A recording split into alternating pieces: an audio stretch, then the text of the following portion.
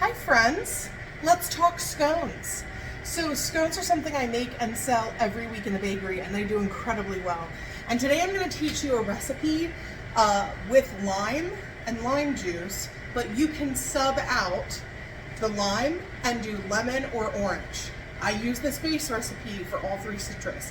Now remember, as always, I'm making a bigger batch than you will, so I will say and put on the screen here, or here, I don't know where, probably here, the ingredients you need for one batch. So, half a cup of granulated sugar in a bowl. You do not need a mixer for this recipe. And then the zest of, depending on the size of them, 1 or 2 limes. But I'd always err on the side of more because zest is what gives it so much flavor. Everyone thinks it's the juice, the power is in the zest. So you want to zest out until you just hit the white. You zest past that, you're zesting the pith, which is kind of bitter. All right, limes have been zested. So now I'm just going to take a minute and take my hand through here and kind of rub the zest into the sugar.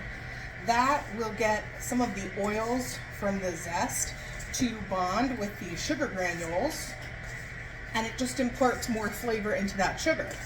Then as we mix the sugar through the scone mix, you get flavor from the zest, and the sugar is going to carry that lime flavor as well.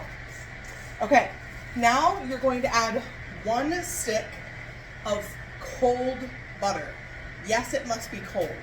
Making scones is similar to making biscuits in the fact that we want all of our ingredients to be cold when we start. So you need 1 stick. I'm adding 2. And now let's add the rest of our dry ingredients and then we'll mix again. For the rest of your dry ingredients, you'll need 2 teaspoons of baking powder, a 1/4 teaspoon of baking soda, a 1/4 teaspoon of salt, and 2 cups of all-purpose flour.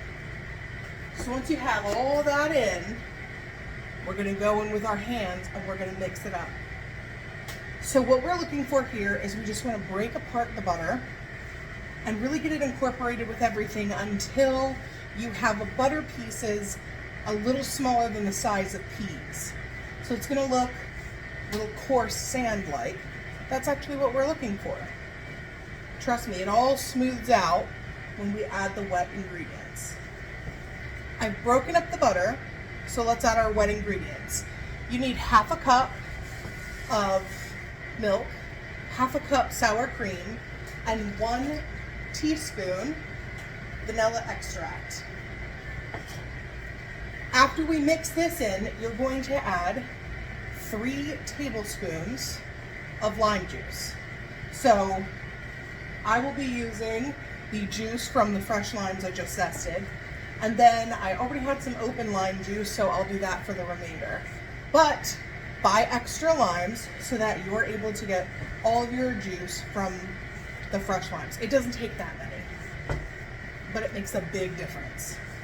If you notice that your mixture is too wet, this would be too wet, add 1/2 cup of flour at a time and mix it through until you get to the correct consistency, and I'll show you that. Your desired consistency should be a soft, luxurious dough that does not stick. Little stretch, but it shouldn't be super sticky. Just a little bit. Now, once you have a clean surface, mine already has a little flour on it, you are going to put some flour down, and these we are not rolling out. We're going to press them out. For triangle scones, you're going to press this out into a circle and then just cut it like a pizza, okay? You'll probably get 8 to 10. I like to do round scones. My triangle ones never look very triangle. And honestly, being able to do round ones is easier. So I'm going to use a biscuit cutter. Honestly, for years, I just used a round cookie cutter. That's fine too, it doesn't have to be a biscuit cutter. I just try to press it all to about the same thickness. And it can sometimes get a little sticky on top. So just add a tiny bit of flour. So here's what I'm going to use. Like I said, this is a biscuit cutter. This is a 2 3/4. That's the size I choose. You can make them any size you want. I also make mini scones for teas and obviously use one much smaller. There are usually 3-inch, 3.5-inch, so whatever you prefer. Something that I do, this is true with biscuits too, we've done a careful job to get that butter mixed in there, to not overmix it, and to keep it nice and cold with cold ingredients. So when we're using the cutter, you want to just go straight down, push, and you do not want to twist back and forth. When you do that, you're going to break up the butter that's in there. You can just give it a little wiggle, up and down, and then it'll be released. And you can pull it out. I like to go around, do all that I can. Some will come out with the cutter, some will not, but I like to go all the way around and then pull out all the excess and then re-roll and go again. Place these on a cookie sheet with parchment paper and leave about an inch between them. They're not going to spread a ton, but you want to give them a little breathing room. Look how beautiful. Okay, so if you want sugar on top of these when they're baked, you want to brush them all with heavy cream and sprinkle it with a coarse sanding sugar now. I'm going to do a glaze on mine, so I won't be doing anything else.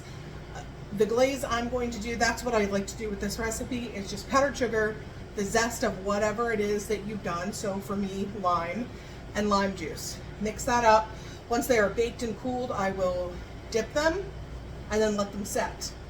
Now we've been working with the dough for a good bit, so it's starting to get warm. If we pop them in the oven now, they're going to be a little flat and a little tough. What you want to do is either pop these in the fridge for 25 minutes or in your freezer for 15 minutes. That is going to let those chunks of butter harden up and re-solidify, and then we're going to pop them into a 350-degree oven for about 18 minutes until they are golden brown, and they are going to be tender and delicious, and that's a big way you avoid them being dry. I think the notion of dry scones is a big one. If we pop them in now as is, you're going to have what's called butter bleed. And your butter, because it's already warm, is going to heat the fastest when you pop it into the oven, and it is going to seep out, leaving your beautiful scones. This is true for biscuits as well. And then they get dry because they don't have the moisture inside.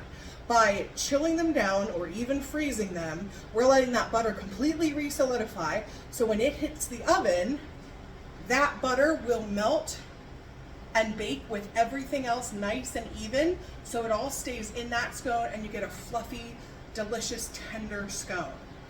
If you wanted to do this ahead of time, you could even do that. You could get to this point, pop them in the freezer, let them freeze. 24 hours later, come back, put these in a sandwich bag, label them, and then you could always take a couple out at a time and bake them and have fresh scones.